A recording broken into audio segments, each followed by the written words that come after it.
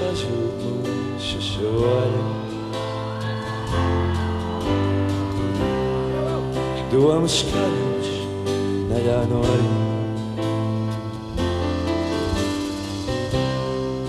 Un pašlaik žēl.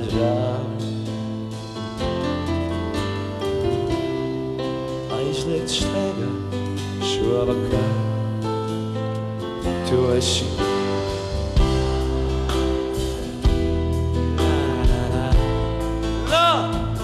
Tu esi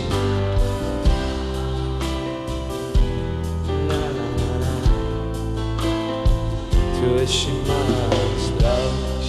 Ielā šaška mūsu vārdi.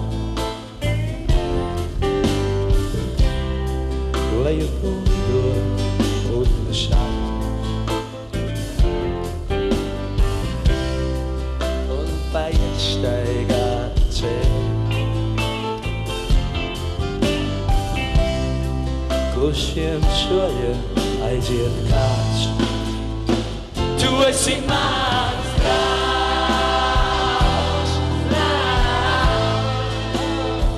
Tu esi mans draugs. Tu esi mans draugs. Tu esi mans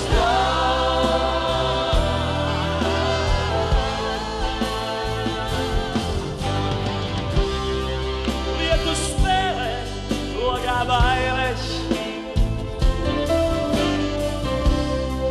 Ielās dejos samirkušajā. Vējš cenšas ķert kokos vēju. Es vēl tevi gaidīt spēju. Tu esi mans draugs.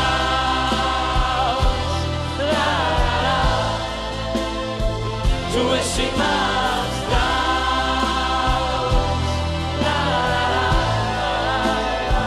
Tu esi mans draugs.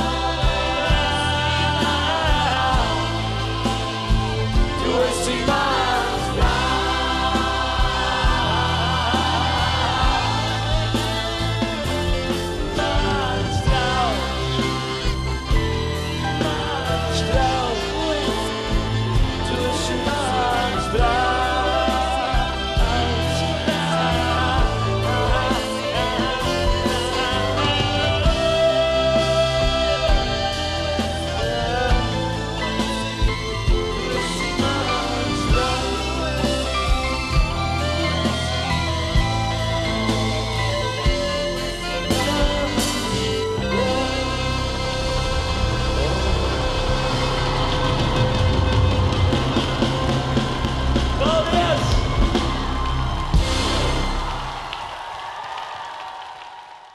Kas man visvairāk atmiņā, tie ir tie strīdi, ja, bet strīdi viņi tādi kašķi bija, ja, viņi tādi pozitīvi kašķi, es saku, ļoti, pat nevienu reizi tā ir bijis, ka vienā pusē sēž Lauris, otrajā pusē sēž Mārtiņš, un viņi vienkārši, reāli, daži pat bļāva viens uz otru, saproti? Tāds vienkārši sēd, ko, es vienkārši liku, savu frāzi, es varu pa vienu vismaz, jā, jo, tā. Mārtiņam likās, ka viņam vienmēr ir taisnība. Jā, viņš vienmēr nekad neko nedzirdēja, jo viņam bija, tāda, tas droši vien labi ir īpašība, ka viņš bija pārliecināts par to, ko viņš saka, un viņš pat nedzirdēja, ko viņam citi saka. Un tad pārējie bija tādi diplomāti, kuri tā vienmēr tā, lai Mārtiņš pasaka, un tad, jā, tad lai ir tā, kā ir, jā. Viņš tā domā, es vienmēr biju, nē, tā nav. Man, ar kuru mēs kopā esam sarakstījuši ar Mārtiņu vislabākās manas dziesmas, viņas visas bijušas ar kādiem strīdiem un lamāšanos, bet sevišķi, kad mēs sākam spriest, kas ir vērtīgāks teksts vai dziesma, un kas ir dziesmas panākums, vai tāpēc, ka viņš uzrakstīja labu tekstu, vai tāpēc, ka viņš uzrakstīja labu melodiju, un tad kuram atbalsta, kuram jāpateicās, un tad beigās jau zemapziņā mēs zinājām, ka tas panākuma atslēga jau ir, kad abi kopā saliek tās galvas, un to gan viņš zināja, gan es to zināju. Viņš jau bija tik sabiedrisks, un ka viņam patika ballītes un jautrība, un viņš vienmēr dziedāja. Un patiesībā arī diezgan jautri mirkļi bija vienmēr, ka visās ballītēs Mārtiņš dziedāja 3 dziesmas. Viņam bija tāds dziesma, ko viņš vienmēr rallala, rallala, rallala, rallala, rallala, rallala, rallala. Un tagad viss kopā. Nu jā, šito mēs dziedājām. Mēs vienmēr zinājām, ka viņam bija ģitāra, ka viņš to dziesmu dziedās. Un tās anekdotas, ko viņš uz riņķa stāstīja, bet mēs ik pa brīdim smējāmies kā no jauna. Tāpēc, kad mēs zinājām, kurā brīdī būs joks. Mārtiņam viņam bija tā, ka viņam, es mazāk Mārtiņu pazīstu, jau, salīdzinoši ar Lauriju, kā viņš teica, un viņam bija tā, ka viņš tos Ziemassvētkus, kad viņš brāz tā kā uz ģimeni, ja? Tā kā pie Laura vecākiem, kā pie saviem vecākiem, ja? Viņš tiešām viņus tā kā, skaitīja, ja? Kad arī savu māmu un tēti. Un tāpēc viņam tas ļoti daudz ko nozīmēja, un mēs visi kopā pēdējos gadus bijām uz tiem Ziemassvētkiem, un tas tiešām bija tāds ģimeniski sirsnīgs pasākums. Arī ar dziedāšanu. Dziedāšanu, ar balzāmiņu, ko viņš vienmēr saskatināja manu vecmāmiņu. Vecmāmiņa zinādama, ka Mārtiņam garšo balzāmiņš, uz Ziemassvētkiem nolēma uzdāvināt balzāmiņu. Tagad Mārtiņš tur noskaita savu dzejolīti, pieglītes un vecmāmiņu. Tas no Aura rūķa. Mēs no kuras puses nāk, vecmāmiņu no Auriem, tad viņš sauc kā Aura rūķis atnesa Mārtiņam to. Un šis tā taisa to maisiņu, atver vaļā. Viņš skatās, ka tam balzām pudelītei nav tas plastmasas apkārt. Tā plēvīte apkārt. Tā plēvīte nav, kas korķim ir. Tas korķis tāds uzlīgs. Šis atver. Un skatās, puses nav. Vecmāmiņa uzdāvinājās kļūdas pēc puses izdzertu balzām uz Ziemassvētkiem.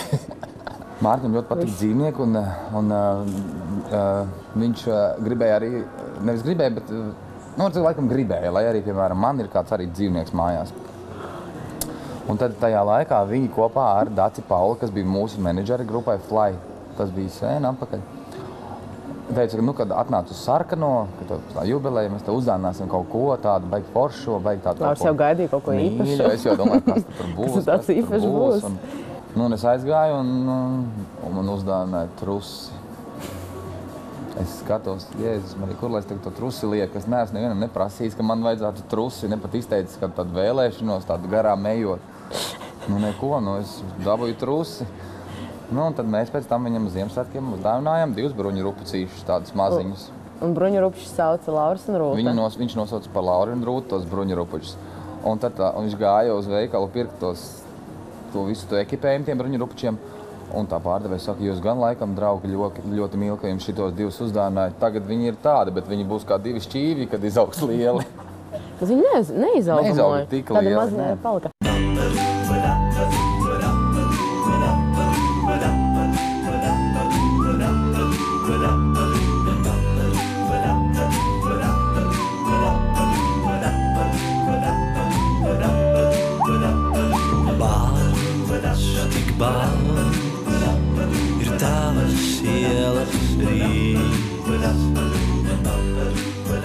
Seņu tev līdz Sētnieks tik liegi starp kokiem dejo valsi Un es seņu tev līdz Lai būtu tā nejautā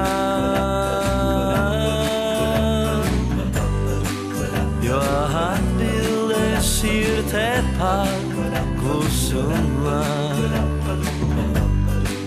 Lai būtu tā nerunā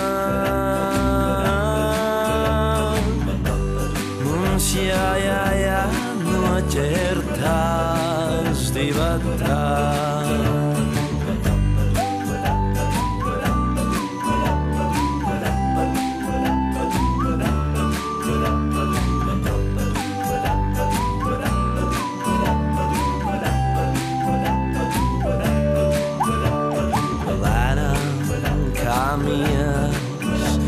Plaižas rīta sniegs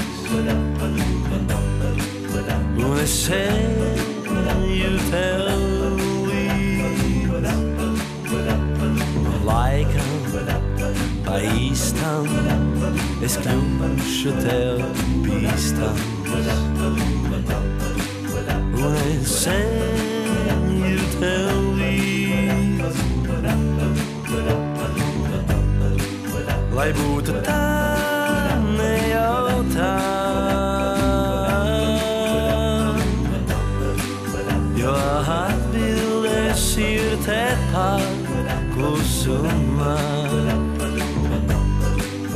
Lai būtu tā,